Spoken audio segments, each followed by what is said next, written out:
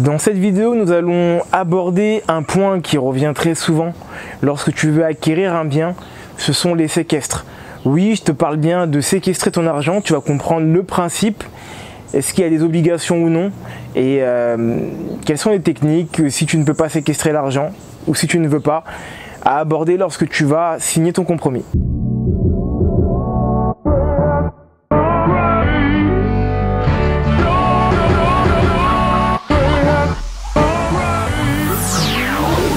Salut à toi ambitieux, salut à toi ambitieuse, bienvenue sur ma chaîne YBA Courtage, ou plutôt devrais-je dire bienvenue sur ta chaîne. Tout le monde commence à connaître le slogan, je me présente pour ceux qui ne me connaissent pas. Roméo, je suis courtier en prêt immobilier, j'accompagne les particuliers et les investisseurs dans l'achat d'une résidence principale ou d'un investissement locatif. Et l'objectif de ma chaîne, il n'est pas compliqué, c'est de donner quelques petites astuces qui vont te permettre, comme on dit dans le jargon, de shooter ton prêt immobilier et de l'avoir dans les meilleures conditions. Désolé pour le bruit extérieur et ambiant, c'est les aléas du direct. On se trouve toujours en Thaïlande. Voilà, on se trouve toujours en Thaïlande, excuse-moi, pour ceux qui me suivent, et tu peux le faire à travers Instagram en tapant YBA Courtage ou à travers les vidéos que je te balance sur YouTube. Donc pour ceux qui me suivent, je suis toujours à la recherche du fameux crédit magique, le fameux crédit perdu qui pourrait permettre à tout le monde d'investir, qu'on soit au RSA ou qu'on bosse chez Bill Gates ou qu'on soit un enfant à Bill Gates carrément, sans aucun encombre et sans aucun problème. Lorsqu'une somme d'argent, lorsque tu veux acheter un bien immobilier, excuse-moi, tu bloques une somme d'argent, une certaine somme d'argent. Cette somme d'argent est donc séquestrée, comme son nom l'indique, elle est donc détenue par un homme de droit qui est en règle générale le notaire. Dans une première partie, on va donc voir le fonctionnement des séquestres, comment ça fonctionne, et ensuite on va voir tes droits et tes devoirs par rapport au séquestre. Donc le fonctionnement des séquestres sont les suivants. Tu vas acheter un bien à 100 000 euros. Donc on va te demander de bloquer, j'ai envie de te dire de nantir, mais ça peut être nantir, le nantissement c'est une autre étape qu'on verra dans une autre vidéo. On va te demander de bloquer, donc de séquestrer une certaine somme d'argent, en règle générale 10%. Ces 10% là vont être bloqués chez le notaire et vont servir et vont constituer ton apport. Ça c'est important à comprendre, ça va constituer ton apport, c'est-à-dire que si tu avais un apport de 50 000 euros sur un projet à 100 000 euros, allez à 150 000 euros, donc on te demande de ramener 10%, tu ramènes donc 15 000 euros, on l'a refait de cette manière-là.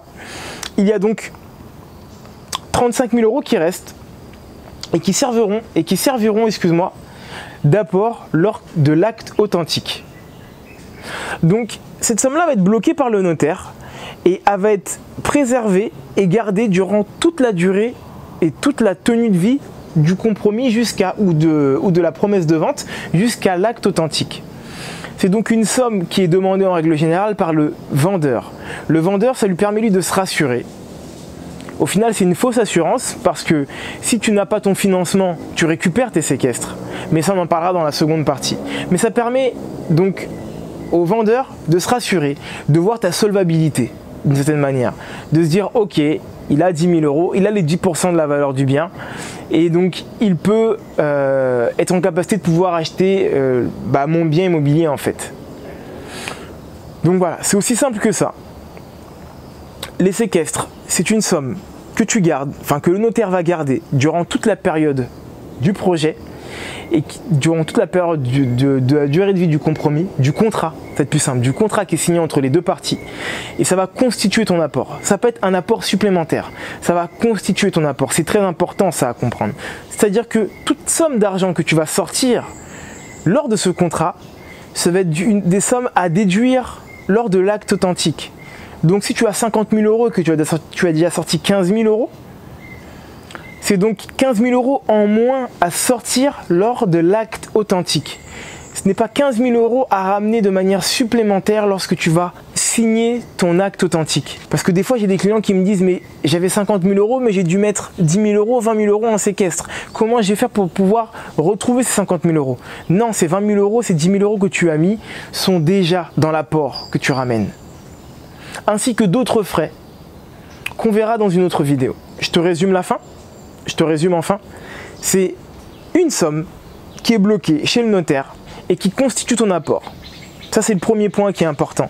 Un second point, c'est que ce n'est pas une obligation, c'est une coutume.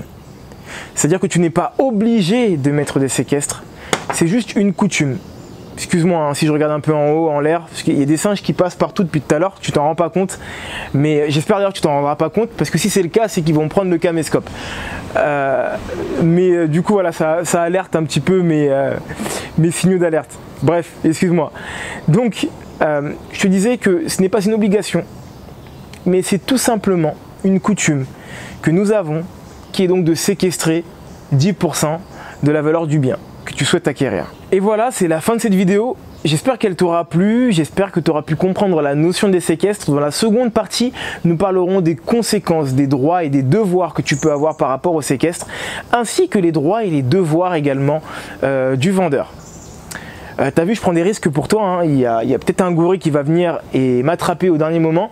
Bon, j'espère qu'entre temps j'aurais pu trouver ce fameux crédit magique, au moins que je parte pas pour rien du tout. En tout cas, si cette vidéo t'a plu, n'hésite pas à la partager à un grand nombre de personnes, à y mettre un pouce, je t'incite fortement à le faire, ça me permet également de me faire connaître un peu plus grâce à toi. Et je remercie toutes les personnes qui partagent mes vidéos, parce que petit à petit je vois qu'il y a le compteur d'abonnés qui augmente et ça me fait énormément plaisir. Voilà, ce projet est parti un petit peu sur un challenge, sur un coup de tête, sur une idée comme ça que je me suis lancé parce que j'avais beaucoup de questions, beaucoup d'interrogations qui me revenaient très régulièrement par mes clients et je me suis dit si je peux en faire profiter un grand nombre de personnes, ce serait vraiment cool. Et c'est ce qui est en train de se faire depuis petit à petit, maintenant depuis juillet 2019. Donc voilà, c'est tout récent. Et je tenais vraiment à vous remercier à toutes les personnes qui partagent, toutes les personnes qui téléchargent le cadeau, qui me font des retours, personnes qui m'appellent, etc. Ça me fait vraiment très très chaud au cœur. Si je peux vous aider, c'est vraiment avec grand plaisir. Dans tous les cas, je te souhaite une excellente journée ou une excellente soirée à toi ambitieux et à toi ambitieuse. Je te dis à bientôt pour la seconde partie des séquestres, si je suis encore en vie bien sûr. Et je te dis bye, tout simplement.